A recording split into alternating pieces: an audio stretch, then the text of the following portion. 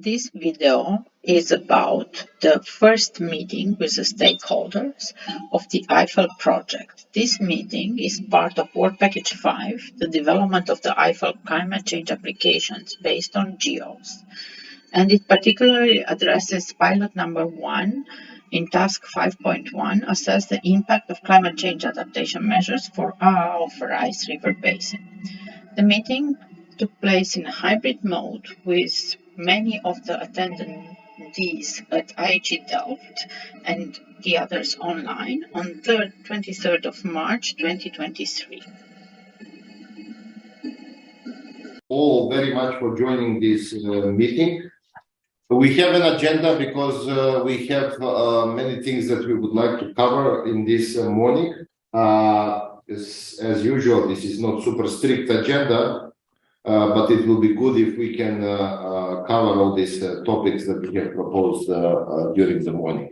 For those of you who maybe do not know Jetse, I would like to introduce Jetse. He is from Open University. He is a professor of integrated modeling there.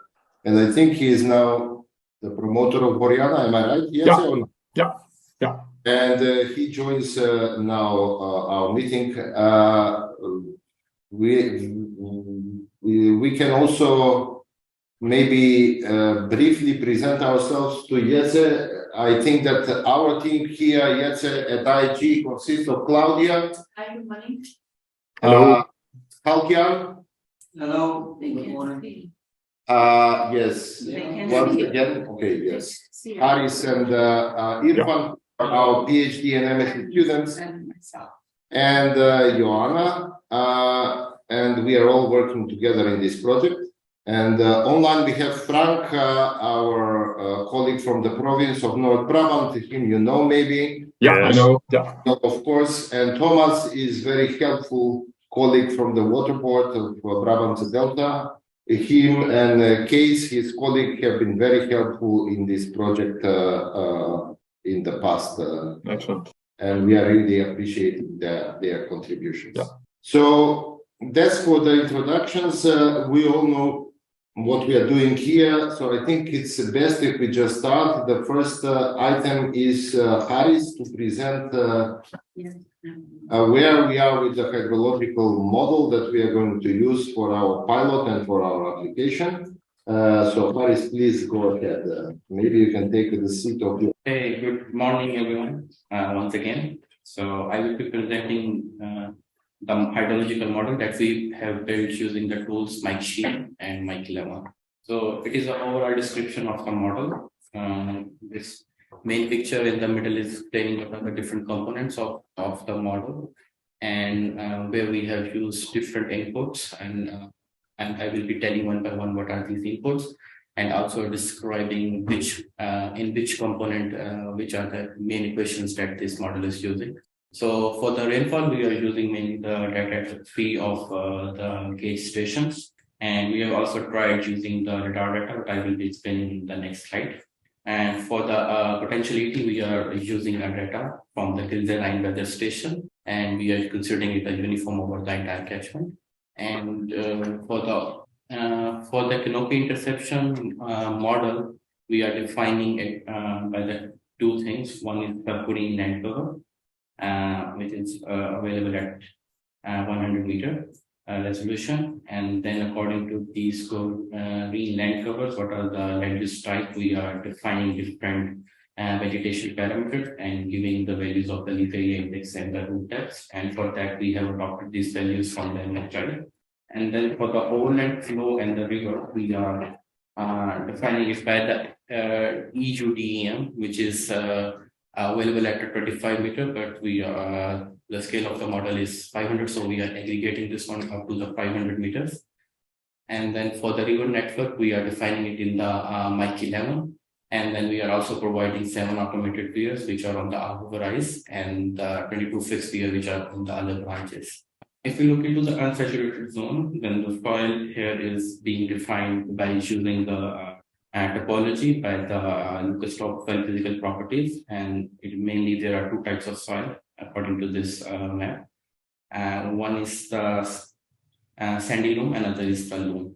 And for the unsaturated zone, we are using the rigid equation. And then for the hydraulic properties of the soil in the unsaturated zone, we have defined it using a Van Chicken method.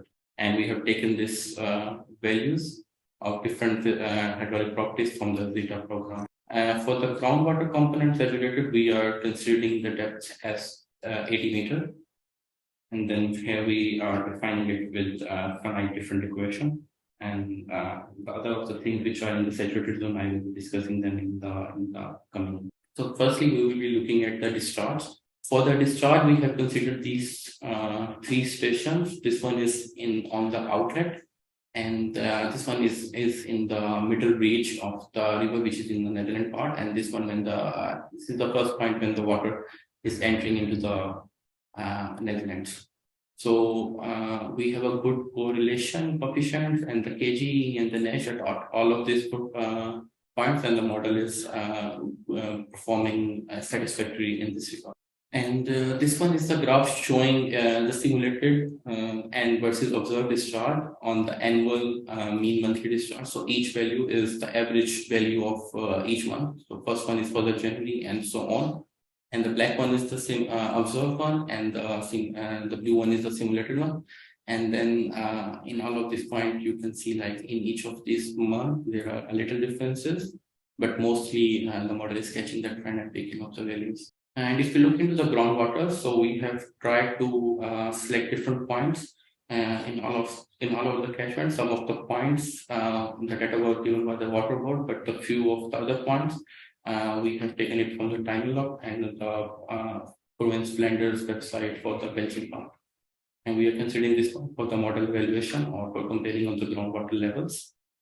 So here we look into the different portions. So I have tried to select it 2 of the point from the Belgium side and the 2 of the point and 1 on the outlet. And then at all of these points, the model is mostly the picking up the trend.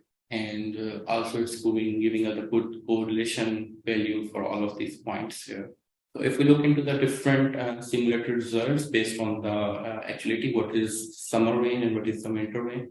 So in the summer, over the major portion of the catchment, it's up to the 3 mm per day, average of the 3 months. And then for the winters, it's between 0 to 1. And similarly, if we look into the soil moisture, then we have the first one is for the summer period, and the second one is from the winter period. And from this we can see like which are the concentrated areas where the soil moisture is more increased during the winters, and this one is mostly where the river is flowing. If we look into the overall catchment balance, so actual ET is one of the major component in this catchment. And has a lot of influence on the other things as well. May I just say one thing, Haris? We didn't mention maybe the simulation period, Haris, because these numbers are representing for the whole simulation period, which is about 7 years. Yes. So just to clarify that you see here a total water balance for a simulation period of about 7 years. 10 years from 2009 to 2017, 2016 and 2016.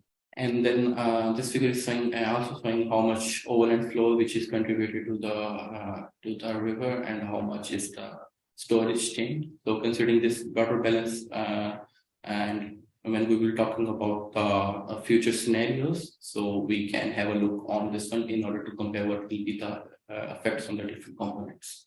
So we're missing the really dry years. It would be interesting to validate the model in those dry years if it's performing as well as it is doing now. And groundwater extraction, is it also included in the model in some way, because that's a large part of the groundwater levels dipping in the summer? Yeah, we incorporated. Case Fink did a study on the groundwater extraction in the whole of Brabantse Delta, and on the water balance, it was about 40 to 50 millimeters a year, the extraction from the groundwater. So that's quite a lot, especially because it's only in summer. So in this period, it could be quite important, but we have very limited data on what the groundwater extraction exactly, yes. So you would probably need like a model component to factor in this irrigation. You could do maybe something with the axial and potential evaporation and the difference between those for the agricultural lands, or just try this 50 millimeters distributed over the catchment in the summer. And also interesting for us what the effect is of this groundwater extraction on the flows in the river and the shallow groundwater levels. So Thanks. Anyone else? Yes, maybe you want to. Yeah. First of all, congratulations with all the results. I'm always now these kind of efforts. There's always a huge amount of work behind it. So really well done. I have two general questions. One is the results that you show. Are those validation results or calibration results, because the comparison between the model outcomes and the observations, is that also for your calibration period? Yeah, this is mostly the simulation period, and yes, we were also considering it as a calibration for. So it would be really interesting to double check now and run the model, as Thomas also indicated, for those dry years, because then you're of course going to some very extreme periods to see how the model will operate. The other remark I wanted to make, I was a bit surprised, but you showed in your first slide, or one of your first slides, you showed the map. Well, perhaps I should mention that I'm a soil scientist from background, so I'm immediately looking also at the soil data compared to Thomas looking at the water. But you showed a map of the soil texture there, and particularly for the Dutch part, I know it reasonably well. That we are dealing with some like textural differences which are not too big, but we are dealing with some major like differences in soil organic matter. And also if I look at your output results, I don't see really like these brooks coming back in the Netherlands, in these brookland areas, and these man-made soils with the high organic matter contents. Is that because of the map in soil texture? Because I assume for your Van Genuchten parameters, you also use the soil organic matter contents. No, I don't think so. I think that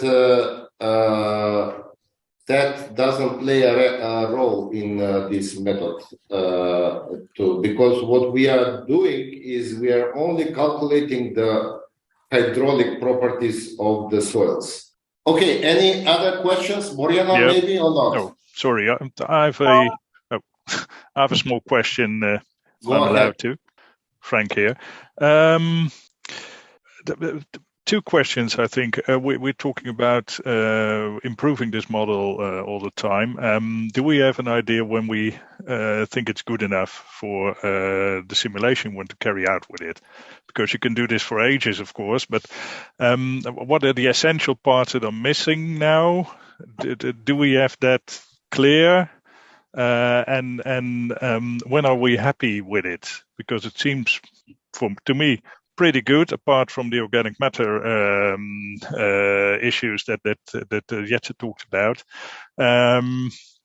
So how much work are we going to put in this, or are we happy with it for our simulations already? I think that for the purposes of the project, Frank, I would say that we are already ready, because as you know, in the project, we need to demonstrate how, on average, current situation under climate change scenarios and with nature-based solutions. And we have already used the version of that model to already carry out such simulations. That's very clear, because the interesting thing, of course, is this is a pilot, and if it works, maybe we'll want to do it in other places as well. So it will be interesting if how much time it takes to set up a model like this, and if it's worth the effort for other regions as well. And that's a question we can answer at the end of this project probably, but it's good to bear in mind what we're doing this for, I think. Maybe one little question about organic matter, because a lot of nature-based solutions focus on increasing organic matter content in soils. Can we simulate these measures with this program, or the limits on organic matter hampering this? That follows in the presentation of Borjana, and that's the part that Open University will be doing. Yeah, okay, but it's building forward on what Jetse said. If it's not part of the maths behind this model, there won't be an outcome if you put something in with increasing organic matter. Or no, the Van Genuchte parameters will include the soil organic matter. Okay, that's fine. So yeah, for sure. So that we may have to have some discussion there, but in principle, the Van Genuchte parameters will be reflecting those changes in the organic matter. Okay, so no worries at that part. So what we want to do is nature-based solutions for soil carbon sequestration through land use change. So that's our aim with this model. And what we want to do is to not only look at carbon model or hydrological model, but we want to have an integrated approach where we would couple these models, and then we would initially first create maps for an ex-ante assessment with stakeholders. And then after that, we want to create a more complex maps with using a more complicated carbon model as well. So this is just a little bit to give you an idea which hydrological parameters influence the soil organic carbon contents in the soil. Is a little bit of the of our framework how we're going to do that. So this is the design of the model. We will look into two scenarios first. The first scenario would be the existing situation, so what you already have with your hydrological model. And we will look into a scenario with nature-based solutions, which would mostly be revolving land use change. For the carbon model, we did our parameters that feed the input parameters that feed the carbon model are mainly the land use and the soil texture. And by doing this, we calculated the soil carbon. And our hypothesis is that if we feed this information in the hydrological model, we would have a change in the water holding capacity. And that via the soil wetness would go back to the carbon model as an input. And then we would have a new soil carbon data, and that would feed back the hydrological model. So this is kind of the framework that we're going to try to implement in the next few months. And these are those ex ante, let's say, maps that we created that could be potentially used with discussions with stakeholders. So this is just initially to see what the water holding capacity is, what the soil organic carbon contents are in the area, and then discuss about potential nature-based solutions. And then we would go a little bit more into detail. So our next steps would include iterations, as I said, between the carbon model and the hydrological model. We need to implement nature-based solutions in the existing model. The maps that you saw already, we kind of did a trial of implementation of nature-based solutions, but what we did is mainly change the land use. We used forest in terms of agricultural land in the higher parts, and we used I think grasslands in the lower parts instead of agricultural land. But this is also depending on the discussion we have today on the nature-based solutions. So we need to see which we will implement and then run the models for. Then, as I said, we would develop a more complex century or a ROTC soil organic carbon model, and we will couple it with the existing hydrodynamic MIC model. We want to see also climate change scenarios and how that will affect the catchment. What is interesting is to analyze the temporal dynamics and the difference between the two model scenarios, the existing and the nature-based solution scenario, in terms of the water balance, which is the evapotranspiration, the runoff, but also the average water content in the catchment. And our hypothesis that we will be testing is that the nature-based solutions would have an effect on drought as well as a main climate change in the catchment. And this would affect it in a way that it will start later with the NDS scenario. Now, Irfan is our MSc student who has been working very hard on the other aspect of our project for his MSc research. Good afternoon, everyone. For my presentation, I will be talking about some of the nature-based solutions that we tried using the base model as explained by Harris, and what are the outcomes for the nature-based solution using the key performance indicators that we also defined as a part of this project. The outline of my presentation is like this. The first, I will be talking about the key performance indicators that we used, and then what are the current climate change, current conditions in the catchment. And then I will briefly explain the climate change KNMA14 scenarios, and then what is the impact of climate change under these scenarios, and then how nature-based solutions are impacting the climate change condition, and then I will summarize. For assessing the performance or the catchment condition, we have defined 5 different key performance indicators dealing with different components of the water balance. Assess the impact of climate change, I'm using this KNMA14 scenario. There are 4 scenarios named as WH, WL, GH, GL, and this is based on the global temperature rise and the circulation pattern. These KNMA14 scenario cover almost most part of the catchment, even beyond this Dutch boundary. And to compensate the missing part, I'm extrapolating the data as shown in the right side. Extrapolating the data to compensate for the missing part in the Belgium. Should I go next, please?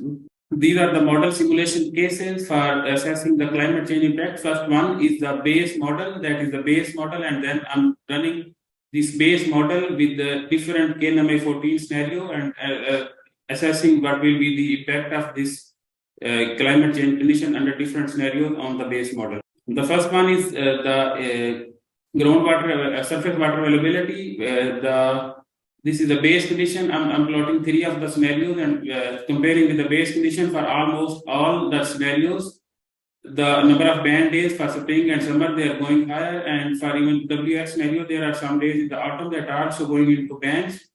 And I'm also plotting the difference. Here you can see better that for WH, WL, GH, GL, number of band days that the red bars are going up and number of no band days are going low. Similarly, on the groundwater, under all the climate change scenario, groundwater condition is going to be worsened with WH being the most worst, and as compared to base model, the groundwater will be much lower in all the scenarios. So to combat this condition, we tried different nature-based solution, and this is the inventory of nature-based solution that we primarily focused. There are some of them are into land use changes in the wetland, afforestation, crop rotation, mulching, and we also tried some with the river meandering, buffer strips, and crop rotation is maybe yes, it's repeating groundwater system, and then we also tried to mimic this artificial recharge, and we also have in mind to change this drainage backland. So we can summarize based on our results that wetlands have negative impact on the surface water, almost mixed impact on the groundwater, and water stress. For the water stress ratio, they have positive impact, and for the soil moisture, they have mixed impact, and they are less effective at a catchment scale and very much effective at a local scale. Afforestation, they have negative impact on the surface water, mixed impact on the groundwater, and surface water water stress ratio, they have positive impact. For the soil moisture, they have mixed impact, and catchment scale, they have less impact at a catchment scale, and very almost and better impact at a local scale. Similarly, I'm also showing for the mending and artificial recharge. Mending also have the negative impact on the surface water, but for rest of this is the positive results. That's it. Okay. Thanks a lot, and really interesting to see translated also this into the nature-based solutions. I guess at the end of the day, it's of course the main challenge, and I think Frank already touched upon that. How do we define the nature-based solutions, and what kind of scenarios are we going to play there?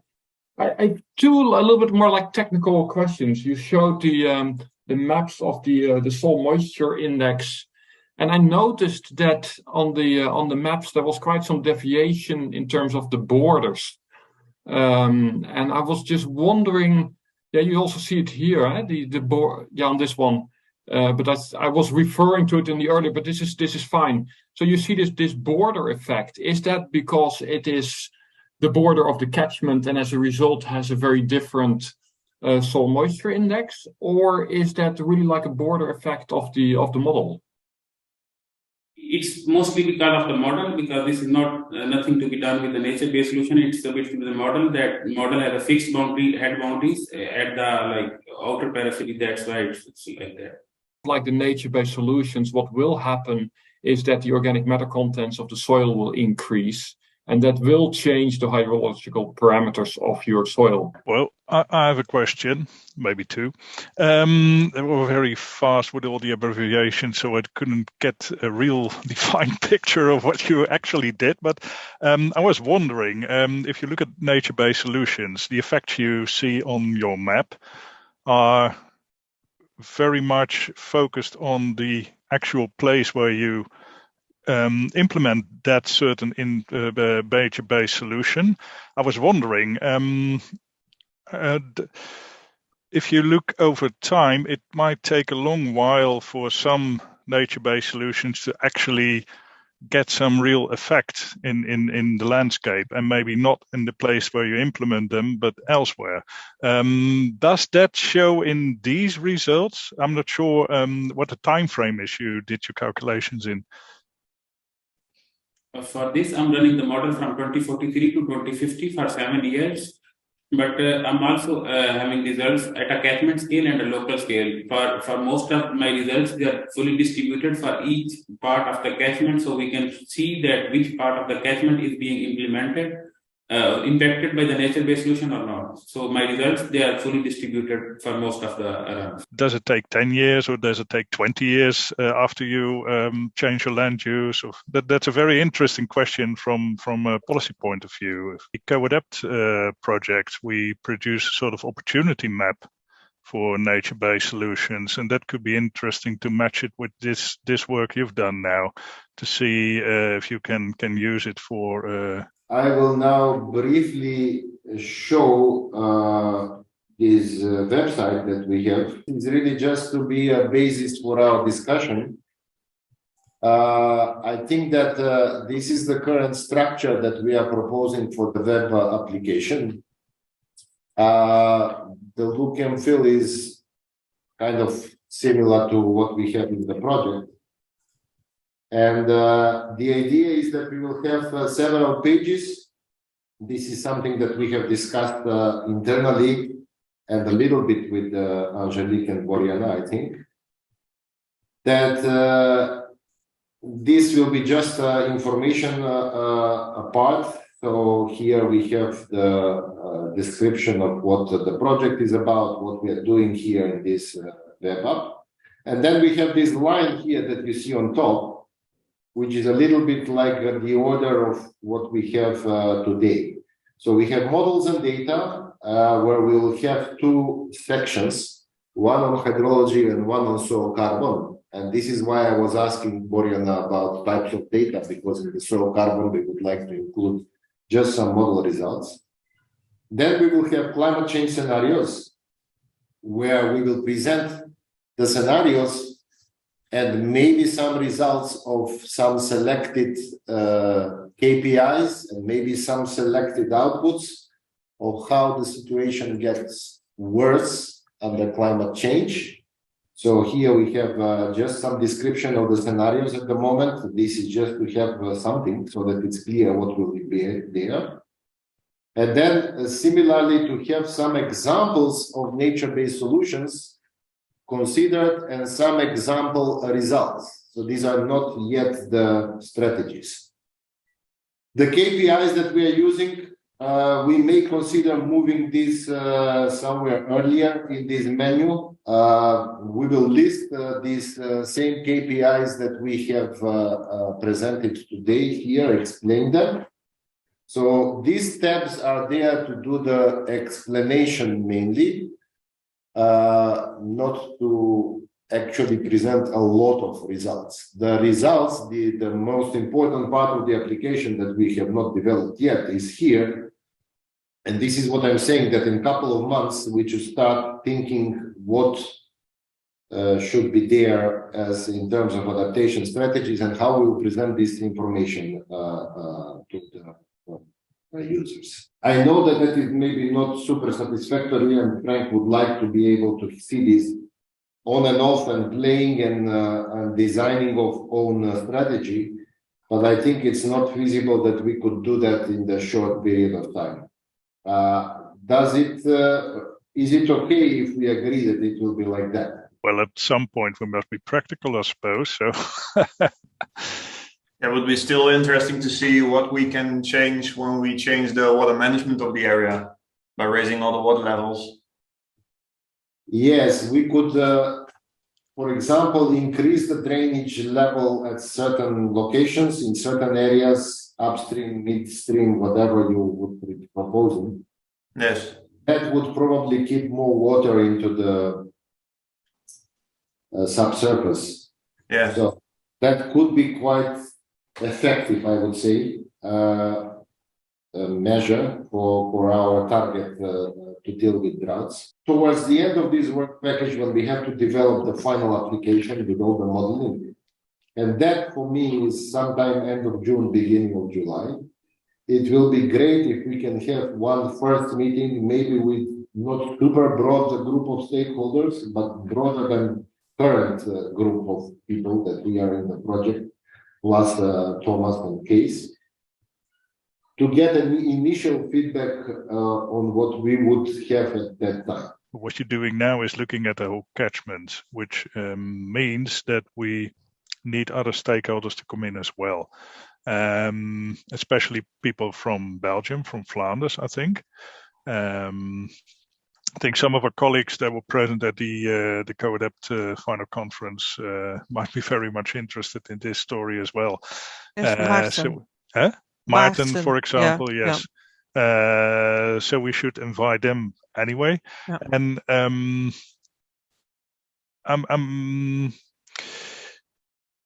somehow this whole story has to come from the realm of the hydrologists to the realm of the planners, and so I think it would be good to have a sort of mix of both of them in this first meeting, because if we're all this is very much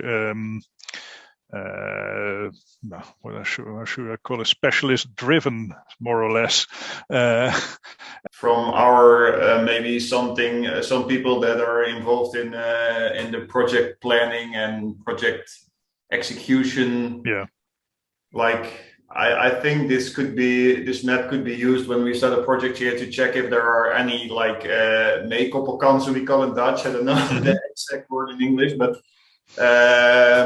this map could be used when we start a new project to see if there are any opportunities in the area related to building with nature. Yeah. And I think what I said in the beginning is it's very important because there is some quite detailed planning going on around Zundert now, and I think that Borjana, you are suggesting then that maybe Open University can be on top of the design of that workshop. Is that what you are saying? Yep. Help, yes. Yes. Yeah, I think we should discuss this first with Angelique and see how to do that. Because we've done this kind of workshops for Co-Adapt a lot. Yeah. So I think it would be nice maybe to do that again. Yep. Okay. I mean, we are good fine suggestion. With that. It is a good suggestion. It's all fine. Just that also please be in touch with us because we really need to be sure that which content we would like to present and get feedback on. Agree on maybe excluding this technical part and focusing more on the other parts and things like that. Anything else, guys, for now? Not from my part. I don't know if there anything going on in what about Brabants and Delta that should be more connected to this project, as far as you know, Thomas? Yeah, there's a lot going on right now in Zundert that could be connected, but I think that would only further complicate this project. Yeah, probably. Ja, de gebiedsgerichte aanpak en de hele stikstofdiscussie. There's a lot of stuff going on that could be connected to this, but I think for now the scope is fine and we should keep it like it is. I think we should be able to sort of guard that the end result is usable in this the gebiedsgerichte aanpak and all the other things going on. But we don't need to bring them in already. I think it overcomplicates things and makes life very hard for us if we try to do it all in one go. Makes sense. Yeah. That's it. Thank you very much for your attendance. It was, I think, a good day. We shared good information, and I think we will meet in a couple of months again, as I said, to see where we are. But in the meantime, let's plan this important workshop now for end June, July. Thank you. Thank you. Thanks a lot. Bye, everybody. Bye. Bye. Thank you. Bye bye. Bye bye. Bye.